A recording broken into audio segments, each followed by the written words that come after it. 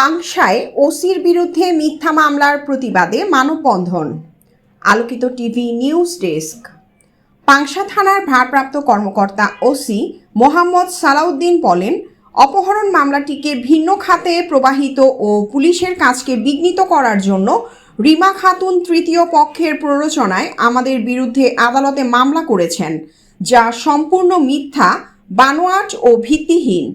উল্লেখ্য, পাংশার মাছপাড়া ইউনিয়নের লক্ষণদিয়া গ্রামের শরীফুল ইসলামের স্ত্রী রিমা খাতুন বাদী হয়ে গতকাল রোববার 6 এপ্রিল দুপুরে পাংশা থানার ভারপ্রাপ্ত কর্মকর্তা ওসি মোহাম্মদ সালাউদ্দিন, উপপরিদর্শক SI হিমাদ্রি হাওলাদার ও হাবাসপুর ইউনিয়নের কাচারিপাড়া গ্রামের আরিফ হোসেনের বিরুদ্ধে রাজবাড়ীর নারী ও শিশু নির্যাতন দমন ট্রাইব্যুনালে মামলা দায়ের করেন।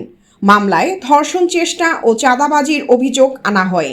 ট্রাইব্যুনালের বিচারক শেখ মফিজুর রহমান মামলাটি আমলে নিয়ে তদন্ত করে প্রতিবেদনে দাখিলের জন্য police bureau of investigation PBI Faridpur কার্যালয়ের পুলিশ সুপারকে নির্দেশ দিয়েছেন। প্রিয়াঙ্কা মল্লিক, আলোকিত টিভি নিউজ ডেস্ক, ঢাকা।